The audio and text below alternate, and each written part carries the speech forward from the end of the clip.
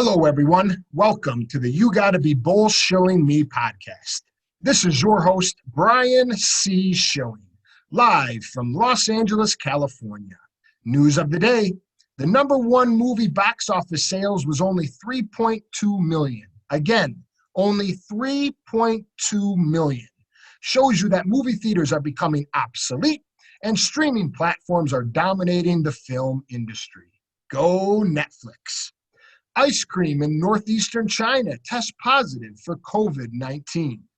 And gamblers say that they want to start betting on drone races. Today on our show, we have a very special guest. He's hot, he's got the trot, and on our show, we drink Red Bull and smoke pot. Ladies and gentlemen, please welcome Mr. Richard Gallion. Richard, how are you today? Man, I'm all right. How are you? I'm good. Thank you so much. First off, thanks for taking the time today to be on our #1 podcast. It's a pleasure to have you, and Happy New Year. Man, Happy New Year to you too, man. I appreciate the invite, man. I'm honored. I really Yes, do. absolutely. No, thank you. Sincerely, thank you. It's a pleasure to have you on the show. How's your 2021 going so far? So far, so good. I really can't complain. I just been in more preparation. I actually started mentally being in 2021 in like September of 2020. Okay, So yeah. it just kind of made a smooth transition right on over. But I just been prepping, man. Just been writing a lot of scripts and just continuing to work with the school system, and that's it. That's great. That's wonderful. So after doing my research on you, Richard, prior to our show today, I noticed that you wear many hats. And I've read about you that you're a playwright, you're a writer, you're a director, you're a producer, you're an actor, you're a church man, you're a family man, you're from Chicago. And I wanted to start the show off today by asking you this. Being an African American, what are your thoughts, feelings, and emotions when it comes to being a Black man, not only in Chicago, but also in the entertainment industry? I'll just say, man, it's tough, period. For one, I don't think we get many fair opportunities. I think there's always a limit as to how many African American men can even be in certain movies, and it's no secret that we don't really dominate a lot of the big major movies that go into theaters. I think it's also tough as well because we don't. I don't think many African American actors get the pay that they deserve, or even being able to wear certain hats and even being able to direct and produce and do certain films. But I will say, as of late, there has been an increase in that. You have been seeing more African American men, get certain acknowledgement and being able to, wear big hats that, other people wear in the industry. But it's been tough, man. It's been tough, especially when you don't want to be typecast, because most of the time, like for me, I get cast as a thug, quite often, and just being, stuck in that one bubble, sometimes can cost you a career when you can do many other things. I can play a lawyer. I can, of course, be a thug. I can play a sex symbol. I can be a scientist. There's so many different things that I can do. Right. So just being able to, get over them humps of just being typecast too. So kind of you feel that the industry kind of has an image of you, and you feel like they kind of get stuck on that image, whereas that you're multi-talented and you have different talents, like you said, to play a lawyer or a doctor or a scientist or a sex symbol, but you feel like you're going out for a lot of thug roles. Do you believe that that's not only because you are a big guy? I see in your photos that you're a very big, strong man. You think it's because of your appearance, or do you believe that it has to do something with being from Chicago and being an African-American male who happens to be in the show business? I wouldn't necessarily say with being from Chicago. I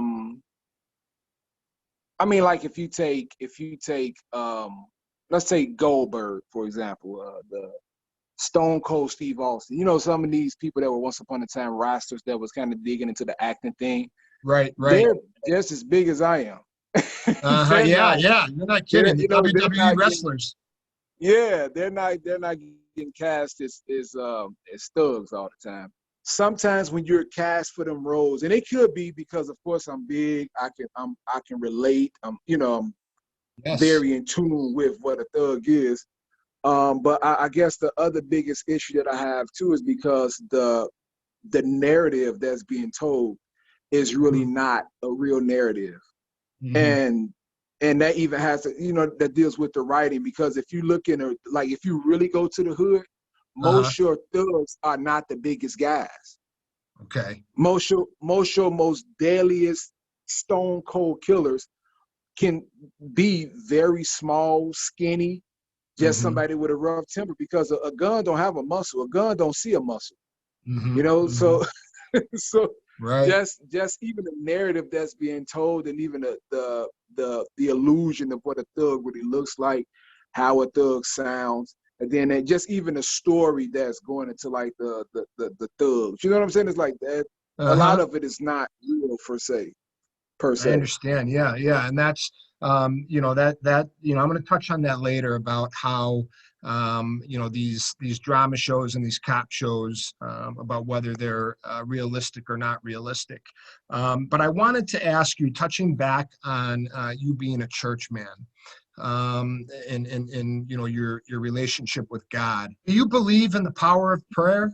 Absolutely. Prayer is part of a principle to me.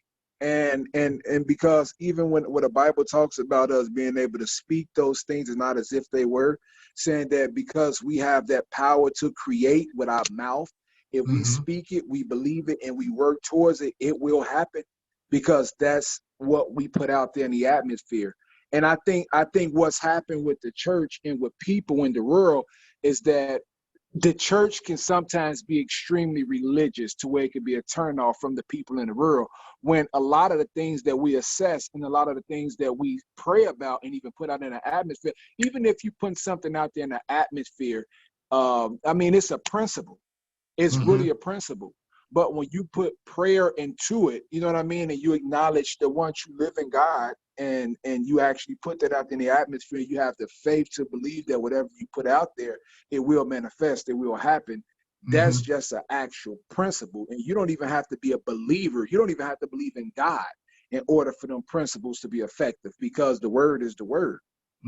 So whether you praying or whether you speaking it, it can still be very effective. And I think that's something that the church won't say for real. You can be very effective just by opening your mouth and having the faith to believe whatever it is that you just said will happen for you. But of course, I put mine in the terms of prayer, because I love to be able to say what I want to the creator of everything, to God, and even when the Bible say we were made in his image, think about it. Anything that God created, he never physically created with his hand.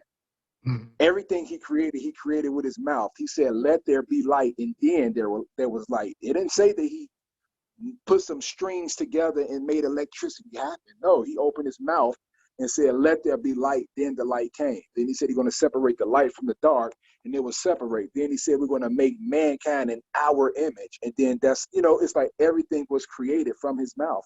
Wow. And if we are gods, small gods, because we are all gods with the lowercase g, if he made us in his image, we have that same power and that same ability. That's why I love the whole thing of creating, being a creator and artistic, because that's what God did. He created. To kind of connect the dots there is a beautiful thing, and what you said about God is amazing too. Just this past Monday, Richard, was Martin Luther King Day. Can you share with me and with our audience how you feel about Martin Luther King and what he means to you? I think I honor Dr. Martin Luther King. I think what he did was extremely courageous. Right now, we live in a world and a society where a lot of different things happen, and people's mouths are muted. Like, they don't say a word. As long as it's not bothering them, they just tend to go about their day and just don't care. But Martin Luther King, he had a completely different approach. He wanted justice for everyone. And it wasn't just about a specific race. It was equality for all. And it's such a shame that the same thing that he's been marching for since the 60s and 70s, the same thing that he marched for, and the same thing that he's been, speaking about and been thorough with speaking about it, we still facing them exact same things today. And it's like, at what point do it just shut off? But I think what he did was effective, because we did see some type of change and transition. But we got to remember, as African Americans, we're fighting a race 400 years late. So I mean, we still have a lot of catching up to do. So with us having so much catching up to do just to live life and be equal, we have to get this whole stigma out of our head of being underneath, of being slaves. And I think that's what Dr. Martin Luther King did for people. He helped people develop some type of strength to understand who they are, and not just appreciate Black people, but like he said, he don't judge a person based off the color, the color of their skin, but by the content of their character, because character is everything. You can be a Black devil, you can be a white devil, you can be a Black racist, you can be a white racist. And he spoke about all that. So I really did honor Dr. Martin Luther King, and I really do appreciate it. Yeah, that's he definitely was an honorable man, for sure. Which you touched on how God too, was a creator and is a creator and helps you create. And when you write your scripts, what inspires you the most about your writing? Just knowing that writing and productions have the power to change someone. And really like bring strength into people. Here's an example. When I wrote a show called Desperate, it was a stage play, and there was this girl. She worked at a hospital. She played the lead role, Emma, and there was a doctor that she worked with at the hospital where she worked. He was an atheist, and he just stopped believing God. He said he hasn't been to church, didn't believe in God since he was about 13 years old. At this point, he's like 50. And when he came to see Desperate, the stage play, there was some dialogue in that really touched him, and it really hit home. And he told her that he had like an encounter with God, like after that, and for about a week he kind of been in his own mind and went to church, and he, it's not that he became a church man, he just said that he do now acknowledge that there is a God, and he realized him being an atheist just came from his hurt, because he said he was praying to God for his mom not to pass away. And his mom ended up passing away because she was shot, and he wanted his mom to live from that wound. And because she died, he felt like there was no God, and because if it was a God, he wouldn't have allowed that to happen to him at such a young age. Wow. And he was just judging it based off the real. So most people that's atheists, they have this hurt, and he elaborated on that. So just knowing that my writing and my show was able to touch someone and change their life and, bring them to God, that did me well. So it's like now when I write on purpose to change, to provoke change, to provoke thought, to provoke dialogue, that most people may not say or do. Right. So in your writing, when you write, aside from you valuing the fact that the audience can build a relationship with God, are there any other reasons that you write what you write, in terms of you said that you like to see change and you like to help people? What else besides besides finding a relationship with God? What else is there that satisfies you, that you retain from your audience feedback? Just being able to tell real stories.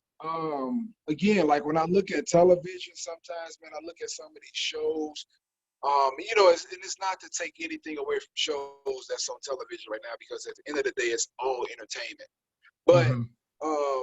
I don't like the narrative that's being told, and the way that it's being told. And because I've been through so much, I've seen so much, I've survived the streets of Chicago.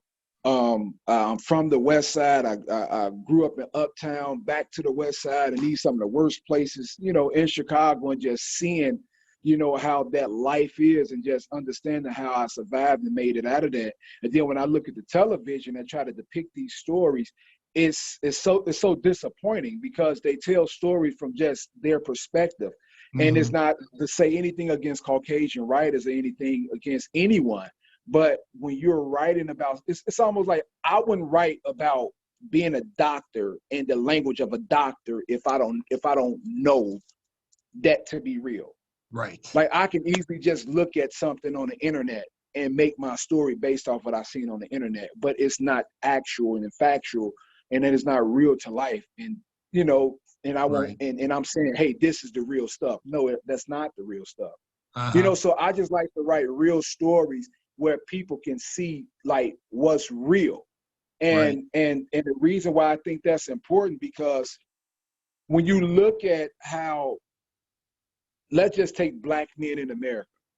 Okay. Most Black men are deemed as animals and are deemed as thugs because of what you see on the internet. The internet put us out there to be that, right? But Mm-hmm. what people don't know is the why behind these stories. Mm-hmm. And I feel like it's easier to forgive people when you can understand them. So if Mm-hmm. I can give you real stories to make you understand why people make certain decisions that they make, and not really give an excuse behind it. Because when somebody say, well, they need to stop doing that and get out and get a job. Well, what happened when you were just 10 years old, your mom was on crack, your father's been in jail, no other family member can take care of you, you living in a Section A apartment, you got 2 siblings younger than you only 11, you can't go out and get a job. People really don't care, because the people that you see in your society and people that you see on television, from the rap videos, it's all about the bling bling bling bling in the cars. So when you see them happy and being able to have that bling bling, I have no other resources. I have nothing else in front of me that can tell me that I can be great without having to be a rapper or be a basketball player or being the biggest drug dealer from where I'm from. I have nothing else in front of me to tell me that. I have Mm-hmm. no other heroes in this neighborhood. So when I'm 11 years old and I've grown to live this life now, and I've been introduced to the drug selling game, I had to figure out ways to feed my younger siblings. So I couldn't do homework. I couldn't focus in school. Then the Mm-hmm. principal kicking you out, calling you dumb. The teachers call you stupid. You angry, you want to fight everybody. People don't understand your anger and what's inside of you and where this stuff is coming from, because at the end of the day, when they leave the school, they go back to their little suburban neighborhood and they live great. They have dinner sitting at the table. Mm-hmm. You don't even know what a dinner table look like. You don't even know what it's like to even sit with a family. So Wow. when you have these children growing up like this and these stories aren't told correctly, only thing you do is cause more hatred and more judgment. But Mm-hmm. when you can understand where this child is coming from, and you can understand what this child had to go through, then the narrative, it really can be changed. And then now, what I can do with the writing, if I can give a solution, make you understand the person, give a solution and give some type of hope, I can help change the trajectory with just that. It sounds like, you like the genuine aspect of your writing. And you mentioned, one of the things that you did as a child was play basketball. And I Yeah. also read about you that you are a former basketball player. And being an ex-athlete, what is your position regarding Colin Kaepernick as well as our country's national anthem? I feel like Kaepernick didn't get the support that he should have gotten. And what I mean by that is, when you look at most of the athletes in the NFL, even in the Mhm. NBA, most are African American. And Mhm. I don't think they saw the bigger picture as to what he was doing back then. But now, with everything happening with the George Floyd situation, and so many African Americans that just getting murdered by police, and it's with no, and they walking away free. Like, it's like no consequences. It's like, now do you understand the reason for the knee? It's like he kneeled and, as a silent protest in honor of all the blacks that were being murdered, the mistreatment within our communities. He kneeled on the ground, but you had an officer to kneel on the man's neck. You know what I'm saying? It's like the kneel was different, and because of I understood what he was doing. I have sons myself. I have daughters. I live in Chicago. I still live in the urban areas.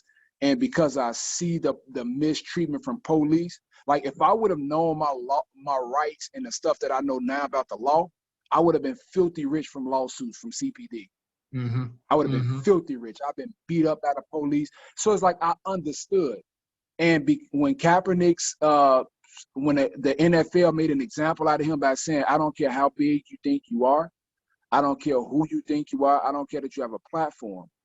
If you try to stand for your people, we're going to make an example out of you, and we're not going to give you a job here anymore. That's how it sounded to me. So I haven't watched the NFL since. Yeah, a lot of people have said, especially this season, I'll talk to people about games, or I'll ask people about games, or, be involved in some sort of a football conversation. And 9 out of 10 people have told me exactly what you just said, which is that they are not, that they did not watch any of the NFL football games this year. This season. And how does that, you're feeling towards how Colin Kaepernick kneeled during the national anthem. How do you feel about our country's national anthem, being an African-American male? I feel like it can change a little bit. The worst part about it is that although they say this is the land of the free, it's freedom of speech, as we can see, that's not real. And I think there's a lot of contradiction, and not just the national anthem, but even in the laws, like in the Constitution. There's so many different contradictions, because there's so many. We cannot be free and say what we feel. If we be free and say what we feel, then we're considered terrorists. We're considered hateful. We're considered nagging. We're considered all of this. I guess the contradiction just has to stop. So, yeah, it's interesting to hear what you have to say about the NFL, as well as our country's national anthem, because it does say in our national anthem that it's liberty and justice for all, and it's the land of the home and the free and the brave. And it just seems that, it seems that there's, going back to what you had just said about the contradiction, which leads me to my next question for you, Richard, which is, what changes would you personally like to see regarding unity, not only in our country, but also in the show business? Boy, that's a list. For one, I would like to see equality everywhere. I don't care what you are. I don't care, black, white, Chinese, whatever. God made one race, and that's the human race. People created racism. So I would like for our country to see every race, every person, every culture the way God sees them. And I think if we can see if everyone can see everyone else the way God sees them, I think we'll live in a much, much, much, much, much better world. Because when God sees people, he don't see he don't see the wrong all the time. He don't see a color. He don't see that all the time. I would like for our country to start giving people second chances.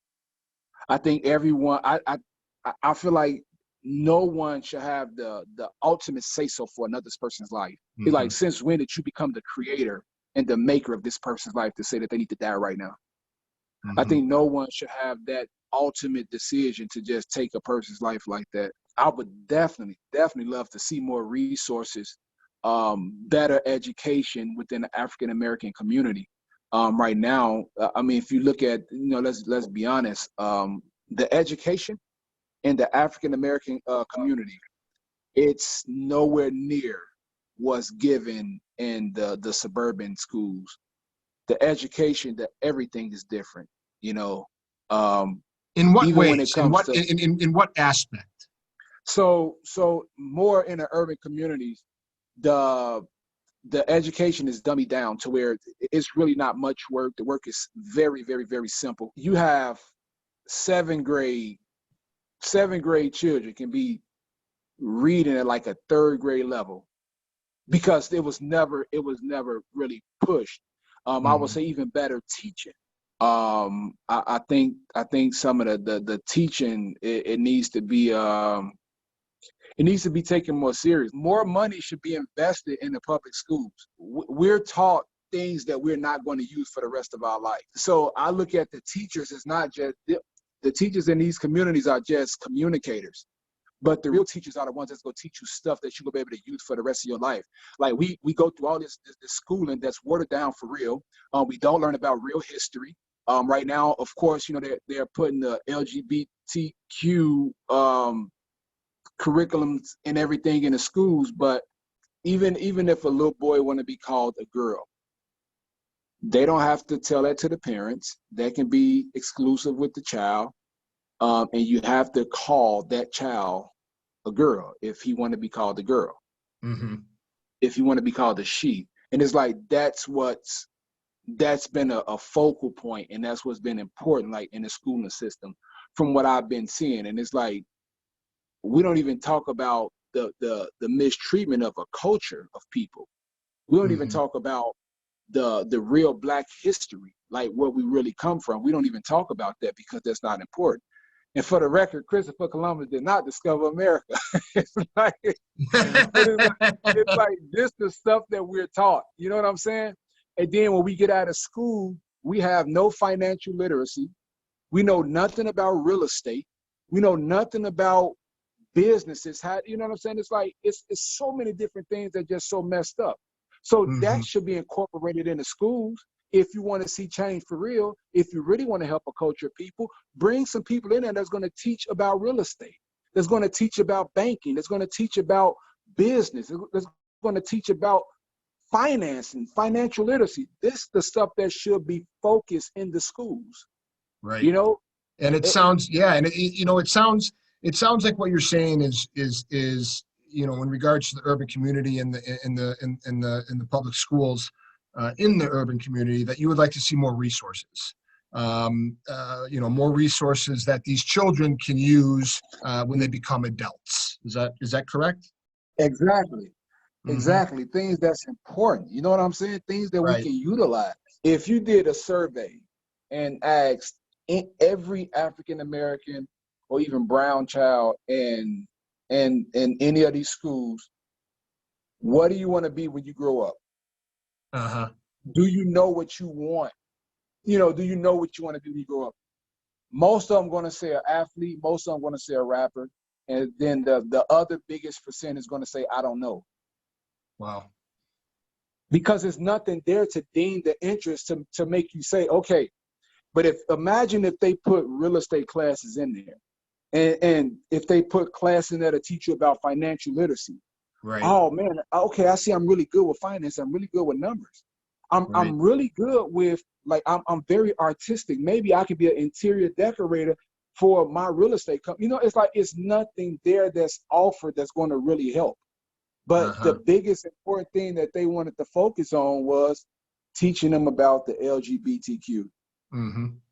Yeah, no, and you know, it sounds like you know, what you're saying is again that you know, you're a man with a big heart, and you want what's best for not only every race and every gender, but you know, specifically you know, our children, our future. And that's, you know, starts with, you know, their schooling and their curriculum and their resources outside of school and also in school. And it sounds like you have a pretty, you know, firm position and stance on exactly what you would like to see in terms of making sure that the schools in the urban communities are well staffed and well equipped to educate the children the way that they should be educated. Yeah, no, Okay. that's exactly it. That's exactly it. It's like Okay. I think once that can happen, man, you'll start to see a big change because it's like even if because people talk about putting so much money into the urban communities, talking about rebuilding it. If you don't change the mind of the people there, you're going to rebuild it and they ain't gonna do nothing but mess it up and tear it down because they won't understand it. All right. So yeah, I understand what you're saying, you know, if you could please share with us and our audience um, how you were raised in Chicago and how you actually became successful. Because I also noticed too that you do have a pilot out there on Amazon Prime Video called Desperate. And you just were talking about Desperate earlier, and it being a stage play that you created. And so I imagine that Desperate, the stage play, you turned into Desperate as a TV pilot. Is that correct? Yep, that's correct. Okay. And then I also noticed too that you have a stage play right now that's actually running called or was running up until the pandemic, but it's called 1800s versus 2020. So Mhm. if you can tell us a little bit about Desperate and where that came from and why you went, you know, with the transition from a stage play to a TV pilot, and then also too about 1800s versus 2020, the stage play. And let us know a little bit about how you created them and what they're both about and how you're, you know, and how you are achieving your success in Chicago. Absolutely. So the first question to answer is just the way I was raised and where I come from. I'm from the west side of Chicago, from K-Town. Later on, moved to the north side in Uptown, which I thought would have been a much better place than than the west side, but it turned out to be worse. It was eight of us, single parent household. Mom doing it all by herself. Didn't really have a relationship with my father for real. And but right before he passed away, we end up, developing some type of relationship, which was 22 years later. I ended up Wow. forgiving him for not being there. And he wasn't the best father to me, but he was the best grandfather you can ask for, Mm, So, So your but, children love him and he loved your ah, children. yeah, he got a chance to meet my oldest daughter. That's And wonderful. my son RJ, he got a chance to meet him too, but RJ don't really remember him Hmm. because he was so young. Hmm. But he never got a chance to meet my other two children, Milani and Ramari. But yeah, it's just man, drugs. The streets. It got the best of him, and he was on drugs for as long as I can remember. I can't remember him ever not being on drugs, Wow. and just having such a distant relationship. Even I would go over there for the summers because he lived with my great grandmother. So Hmm. I can't remember my grandmother because she passed away when I was young. But her mom, which is my great grandmother, is who I had the relationship with, Okay. and she was taking care of my father and my uncle, and her house was the house that everyone went to. Everybody in the Hmm. family. You wanted to see anybody in the family? Go to Mama Go to house her in house. Keystone. Yeah. That's Yeah. yeah. You'll She see was, it sounds everybody like there. yeah, it sounds like she was the glue to the family, which is, you know, Exactly. you know, the door is always open. There's food, there's love, there's drinks, there's, Yeah. you know, a good time. Yeah. You know, that's what family's all about. Yeah. That was my great grandmother. She opened her doors to anyone. She'll be the one that can tell, our cousins who at the time was the big time person, from the streets that she'll be the only one that could pop him in his head and tell him sit down somewhere.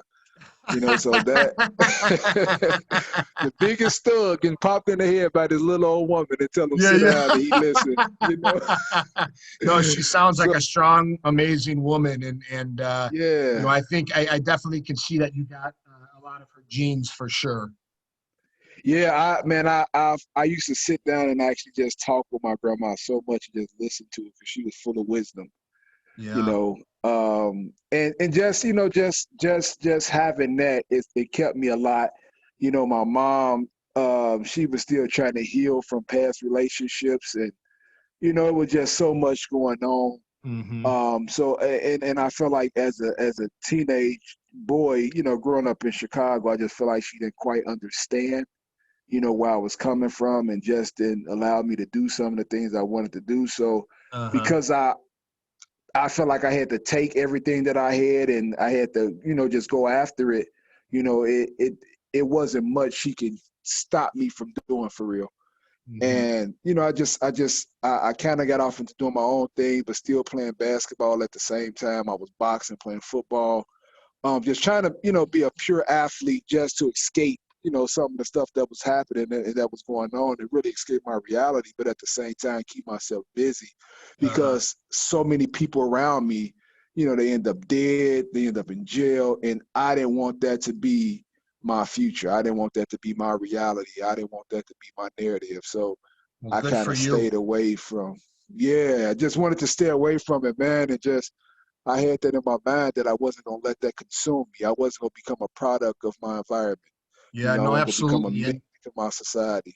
uh-huh. Yeah, and I've always said this, that, sports, I believe, especially for children, is so important, and it's so key, and Yes. it's so huge, because you can learn so much about life playing sports, and you can learn about dedication and teamwork and hard work and camaraderie and races, genders, sexual orientations, Yeah. religions, and so on. And sports is really a caveat that can be used to really better someone's life.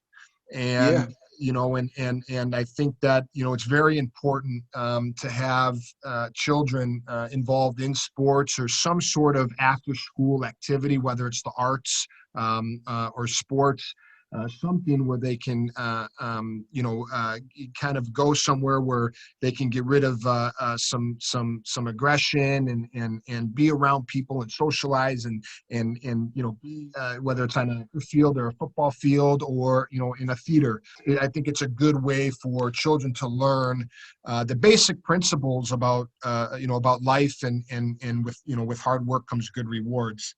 Um, so Yeah.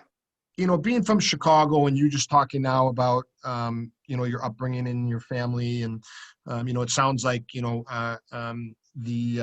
your stage play 1800s versus 2020, as well as Desperate, both your stage play and your TV series, is just they're both genuine shows, and you wrote them based on your life experiences, Yeah. which is wonderful, and I think that's amazing what you're doing.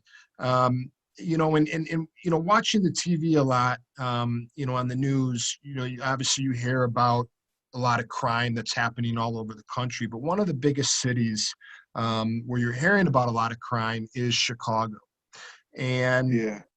when it comes to police violence, especially towards the African American community, what do you think that President Biden and Vice President Harris should do to make sure that this horrible police violence stops? Also, I wanted to ask you, Richard, that's question one. And then question two is, have you ever been a victim of police racial profiling? What is that? Oh, absolutely. The first thing I'll say is, I think they need to be held accountable. If you arrest, kill, lock up, do whatever, you need to be held accountable. There's a lot of innocent people in jail that, because they were racially profiled and because they fit a description from what an officer thought, that who lives are ruined, like legit. Like a guy just got released from prison for 50 years. Wow. He been in prison for 50 years, wrongly convicted. The white officer that did that to him end up admitting that he the one that did it. Another situation, um, and there's a friend of mine who's about to get out of jail really soon. The guy that committed a crime that he was blamed for, he ended up being cellies with this guy, and it took 3 years for them to reopen the case so that the guy can admit that he was the one that actually did the crime. and he Wow. was in jail for a completely different crime. So it's like, for one, they got to do a better job at investigating. Even when you know that this person don't fit, don't have pride and just say, "Oh man, I was wrong in this." Like the movie about Mm-hmm. the kids from New York, the five that went to jail and Mm-hmm. lost their life because the lady that was the on the case, she had too much pride to just say that she had the wrong people. So she had to make up this whole thing and force these people and their family to say this because she dealt with an uncle who was just in jail, and hey, you want to go back? If you don't want to go back, you better say this. We're going to put this. You're like that. They got to be. They have to be held accountable, and that stuff has to stop because they are ruining lives doing this stuff, like Mm-hmm. legit ruining people's lives. And yeah, I've been racially profiled quite a few different times. I've been beat up at the police before, Wow. like So it legit beat sounds up. like it sounds like you what you're saying is that you think it would be better if there was accountability, and Yeah, if there's absolutely. if there's some consequences for the actions. And I want to get back into what you just said about you have been racially profiled and being an African American male in the city of Chicago, born and raised there. And you just said that you were beat up by police officers. Can you share a little bit more about that? Yeah, I was leaving a park. We played it up at Ecker Park. It's on Chicago Avenue, like right off Ashland. Leaving that park, walking to my car. I left my basketball inside the gym, so I was trying to get back into the gym so that I can get my basketball. They had locked the door, so I was asking the guy if he could, come open the door so I could get my ball. I told him I left my ball. So I was knocking on the doors, and I was asking them if I could just go in there and get my ball. And I told them, well, they could just, look in the gym themselves and just get it. So then the police got out the car. They called me over there to their car. Then they said that they had received a call from about a guy doing robberies, and I fit the description. And I'm like, man, y'all just saw me walk out of the gym. You know what I'm saying? Wow. And the officer told me, calm my voice down. And he was like, matter of fact, we gonna just cuff you and put you in the car and we gonna have a talk with you. I'm like, man, you're not finna cuff me. I'm like, what are you cuffing me for? Like, what? You know what I'm saying? And at this point, they got aggressive, and one of the dudes punched me in my face, put me in a cuff. They tripped me. I hit my head on the car. So they aggressively put the cuffs on me. You know what I'm saying? And then they took me in the station and said that I was resisting arrest and that I was trying to fight a police officer. So Wow. here I am sitting in a station, mouth bleeding. I got a knot on my head because they tackled me on the car. Then the guy said, "We know you're one of these thugs out here. We're sick and tired of you effing people thinking you can one." And it's just all type of stuff. And it's like, man, just racially profiled. And if Mm-hmm. I'd have been white, if I'd have been any other, that wouldn't have happened. It wouldn't have happened like that. Mm-hmm. Even as far as getting inside the gym, I think, they would, oh, okay, no problem. And, if I'd have been a Caucasian guy, they'd have let me go in the gym, see if my ball was in there. But someone did steal my ball. Wow. And I found out about that, later on. Because the Right. next day I went back up there because that was my basketball. Yeah, that was my ball. I wanted my Yeah. basketball. Yeah, and you have the passion Oh, for basketball, and it's like some of these athletes, just these pro athletes, even too, they when they do documentaries on them or stories on them. I mean, they'll show them, sleeping with their basketball, or sleeping with their football, or sleeping with their hockey stick, or sleeping with their baseball glove, whatever it may be. So it is. I definitely can see that. There is yeah, an attachment. That's your ball, and yeah. you love to play basketball. The way I was looking at it is like, this is all I know. This is all that I have. And y'all trying to take this from me. Like, this is mine. Uh huh. This is my meal ticket to become something, to get out of here. Right. You know what I'm saying? Like, that's how I looked at it.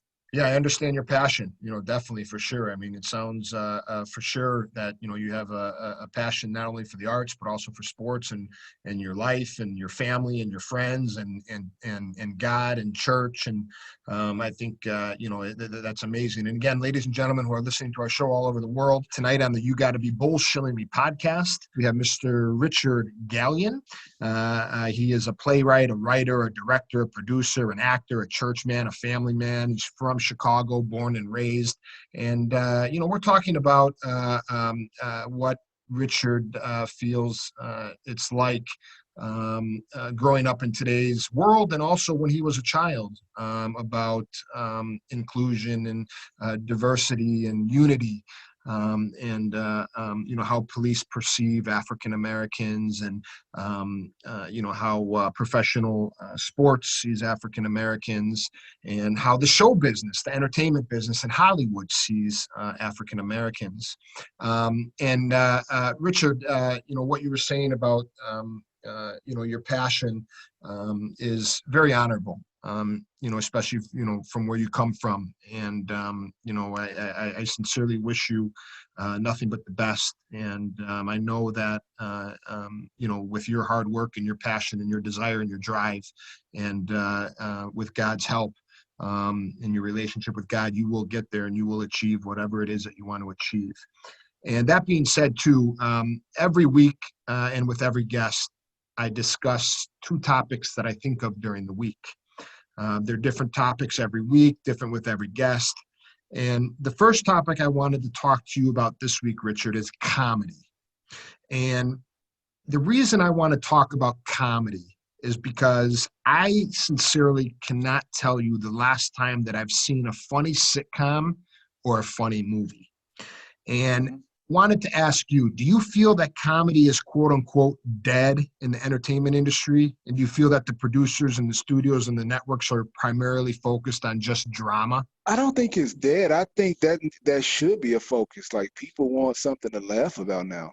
Laughter is good for the soul. It's like medicine. Like, Absolutely. I don't think it's dead. I think they just don't give it enough space anymore. Like, it's time for another American Pie type movie. Absolutely. I couldn't agree It's with you time more. for another, Meet the Fockers. Like, it's time for these movies, especially in Absolutely. times like this. But I think what it is a lot of people that's actually funny are just really not getting that break for real.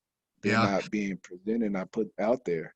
Yeah, no, I agree with you there too. And I also, one of the things that it's not only the people that are funny aren't getting the break. I think that, Hollywood is, their mentality is, if it's not broken, don't fix it, kind of a thing, right? And it's like we have these quote unquote comedic actors who have been in the entertainment industry and been in films and TV shows, in sitcoms and comedy features for many years.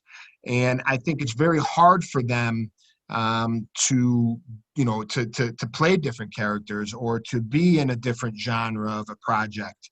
And I think, and I've been saying this for a long time, that Hollywood really needs a new crop. The whole entertainment industry needs a new crop. And it's time to, especially during this pandemic, you really realize after watching rerun after rerun after rerun, it's like, okay, I'm done watching this person. It's not funny anymore. It's beating a dead horse. It's redundant. It's repetitive. Like, can somebody else play this role?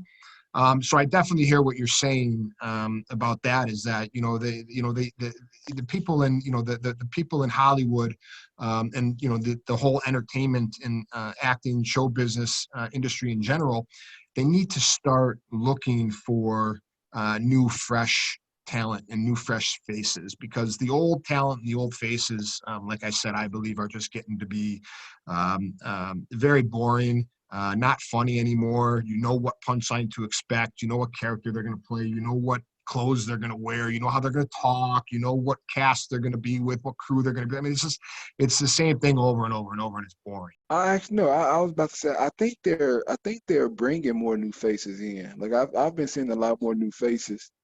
That's great. Um, That's good. yeah, I've been seeing a whole lot more new faces. I think they're doing a better job at doing that. It's just they just have to learn quickly that, you know, for every great person, there's going to always be some other people that's going to come behind them that's going to be even greater. You Right. know, like when you take the Doug West, and then you had the Wilt Chamberlains, then you had the Clyde Drexler, then you had the Michael Jordans, then you had the Allen Iversons, the LeBron James. Like, it's always great people that's also coming. You Right. know, so they have to trust that even when it comes to the actors. Yeah. And that's, one of the sayings I say is, be nice to the people on your elevator ride up, because you never know who you're going to pass on your elevator ride down. So, so the second topic is sports. And obviously I can tell you have a big passion for sports and being an ex-basketball player, and a passion for basketball as a child growing up in Chicago. I understand, during this COVID-19 pandemic, sports, I get it. I understand it. I'm an ex-hockey player myself, and, sports, it's a business, and I get that. And last year, the owners got crushed financially due to COVID-19, and that forced, the players' escrows to increase. And think that fans should be able to attend games. And also, would you personally go watch a live game if it was allowed? I mean, me personally, I would go, because the stadiums are big enough to be socially distant. Like, let's be real. Right. Like, these Right. stadiums are huge. Yeah. But as long as they're doing it right, like to where people are being safe with the mask, and, but I mean, at the end of the day too, that's a lot to clean up. It's Yeah. a lot Yeah. For sure. to sterilize, A lot of hand that's a sanitizer. lot. That's for damn sure. Yeah, that's a whole lot. Yeah. But Yeah. I mean, I really believe that, this whole COVID thing will be gone soon, and that everything would open up, because you have like From your sports mouth to God's fans that, ears. man, I really believe it. You Yeah. have some sports fans that just live for this, and, and the Absolutely. athletes, they're performing, they're doing well, but they perform even better with a crowd. It's like, Yeah, for sure. They feed off the energy. yeah, that energy is real. It's real. Absolutely. Absolutely. So, Richard, again, sincerely, I want to thank you so much for coming on our show today. And it was a pleasure to have you, of course. Can you tell everyone, all of our listeners all over the world, how can they find you on social media? Well, first off, they can go to my website, richardgallion.com. Gallion is spelled Gallion. Richardgallion.com. Subscribe.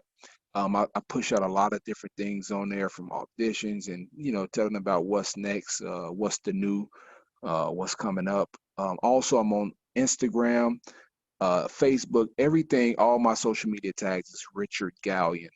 Very easy to find. Not many people with the Gallion last name, so it Yeah, wouldn't, yeah, yeah. That's great. That's great. it wouldn't be that hard. Yeah, no, I love it, and I love you all. Richard, again, thank you so much for joining us today. We'll definitely have you back on our show down the line. Next week, we have another very special guest. Also, if you would like to be a guest on our show, you can email thinkschilling@gmail.com and follow us on all social media @thinkschilling. Until then, cry when you need to cry. And this is Brian C. Schilling, your host of the You Gotta Be Bullshilling Me podcast. Until then, peace the fuck out.